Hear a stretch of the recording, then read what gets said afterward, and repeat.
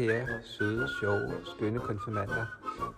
I dag, ja, så skal I jo se den her film, og så er der lige nogle opgaver, I skal løse. Men først så vil jeg lige fortælle jer en lille historie. Og så ser I kirken på en helt anden måde bagefter. Det fortælles, at Jesus engang var ude at sejle med sine 12 disciple. De var 12. Og mens de sejlede, så begyndte det at blæse op, sådan at skibet det bare gyngede og vippede. Og til sidst så begyndte sejlet sådan at gå i stykker, og disciplene blev bange for, at skibet det ville gå i stykker, og så ville de drukne alle sammen. Så skreg det, hjælp mig! Men Jesus lå bare lige midt i båden, og ligesom lå og lavede ingenting. Måske sad han og sov, og da de råbte, ja, så rejste han sig op, og så bad han havet om at blive stille, og så blev det stille, og så sagde han til dem, hvorfor er I egentlig bange? Og siden dengang har man bygget, i hvert fald i Danmark, de fleste kirker, som sådan et skib, der sejler ude på havet, hvor der nogle gange er stille og roligt, og andre gange voldsomt. Og så sagde de, dem der byggede kirken, at man altid skulle huske, at skibet sejlede i en bestemt retning, nemlig mod øst, mod solopgangen. Altså der, hvor solen står op og bryder mørket. Og man sagde, at da Jesus opstod fra de døde, så skete det i solopgangen. Og derfor er solopgangen et billede på kærligheden, der er stærkere end døden og overvinder alt. Se, sådan er domkirken her også bygget. Og nu skal I se, at hvis man fortæller, at Jesus havde 12 disciple ombord på skibet, så prøv at lægge mærke til, at der er 12 buer. 1, 2, 3, 4, 5, 6 i den ene side, og der er der sørme også i den anden side. Så der er 12 buer, for ligesom at sige, at der er 12 ombord på det skib. Og så på alle bænkene der sidder vi så. Så vi er ombord på det skib. Og skibet det sejler mod øst deroppe i den anden ende, hvor solen den kommer ind igennem de der glasfarvede vinduer. Så man siger, når man er ombord på det her skib i domkirken, så sejler vi sammen mod øst, og derfor skal vi ikke være bange for noget, for vi sejler ind i solopgangen, hvor kærligheden overvinder alt. Kan I huske, at vi hver eneste gang slutter med at tage hinanden i hånden, og så siger vi det der, det begynder at troen og vokser i håbet og fuldendes i kærligheden. Det er også noget med den her kirke at gøre. For oprindeligt så sagde man, at herude i våbenhuset, der stod døbefonten. Nu står den så oppe i den anden ende i dag. Men oprindeligt så stod den hernede.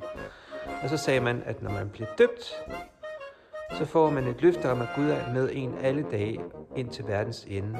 Og det må man så have lov til at tro på resten af sit liv. Men undervejs i sit liv, så skal man tro, at man altid er på vej op i den anden ende, hvor kærligheden overvinder alt. Og det ved vi godt, det har den ikke gjort endnu, for der er krig og alt muligt mærkeligt i den her verden. Men vi må have lov til at tro på, at en dag, så overvinder kærligheden alt.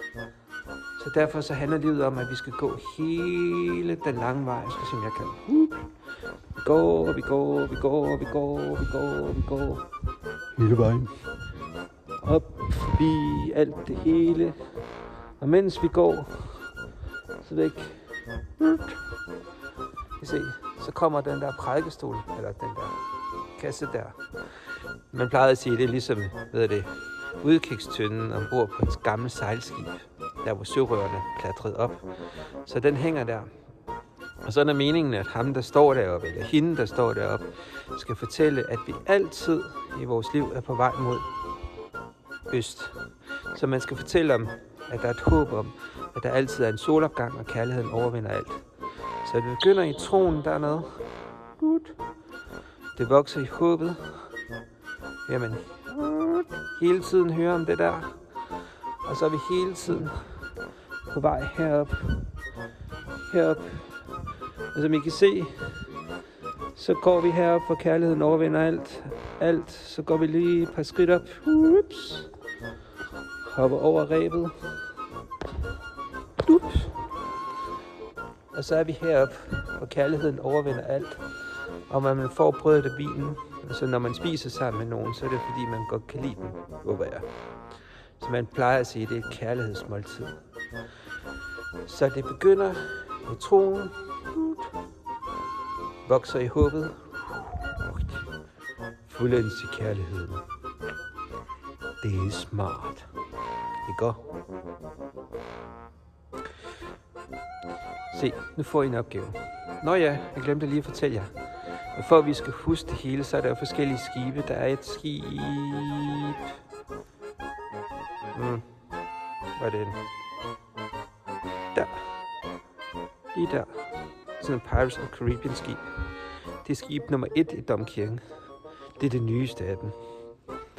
Så er der et mere, som nogle vikinger bare fik lyst til at lave graffiti med. Det er lige her. Det er ridset det ind i en sten. Det er lige der. Der. Det er faktisk 1000 år gammelt, det skib. Men det var faktisk fordi, der var nogen, der kedede sig, så begyndte de at ridse skibe. Det var ski altså ikke begyndt på. Og så er der et hernede. I den anden ende. Og der er lige helt hernede. Det er sådan en rigtig skib. Sådan en skibsmodel, som nogen gang byggede. Jeg ved ikke engang rigtigt hvorfor, men det gjorde de bare. Og så hængte det op herinde. Se. Der er lige deroppe. Så der er 3 skibe. Det der Pirates of the Caribbean skib, vikingeskibet, og så det der. Og så er det store skib, som er det her, der er jeres skib. Se, nu får I lige nogle opgaver også. I får faktisk 2 opgaver. For det første, I skal tage en blyant, eller en tus, eller et eller andet. Og I skal tage et stykke papir, og så skal I tegne på det ene papir et anker, lige med tro skal I skrive. Altså I skal tegne et anker, og så skal I skrive lige med tro, T-R-O. Og så skal I tegne... Nej, I skal ikke. Det er en fejl. Undskyld. Glem det lige. Forfra. Tegn et kors. Lige med tro. Kors. Lige med tro, T-R-O.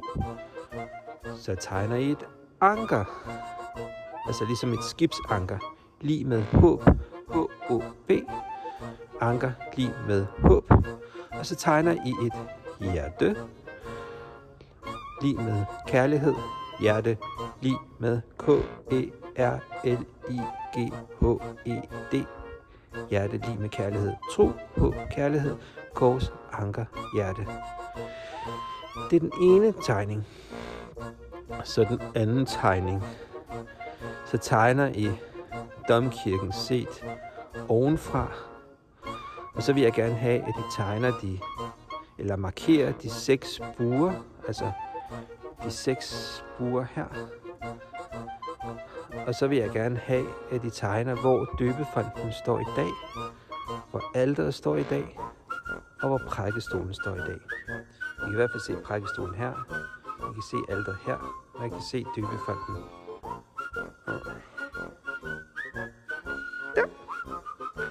Prøv at tegne det, og så prøv lige at tegne jer selv ombord på skibet, der kigger mod øst. Så tegn et kors, anker og hjerte, og tegn domkirken ovenfra, set som et skib med de 6 buer, og døbefonten og alteret og prædikestolen, og jer selv med ombord. De 2 tegninger tager I et billede af, og sender en sms til mig, og jeg vil gerne have det senest klokken 10. Og ved I hvad? Så glæder jeg mig bare til at se jer næste gang. Det er ret hyggeligt at være sammen med jer. Det skal I bare vide. Og så glemte vi nu. Husk nu. Det begynder i troen. Det vokser i håbet. Det fuldendes i kærligheden. Det begynder i troen. Det vokser i håbet. Det fuldendes i kærligheden. Ja, det er smart. Hej.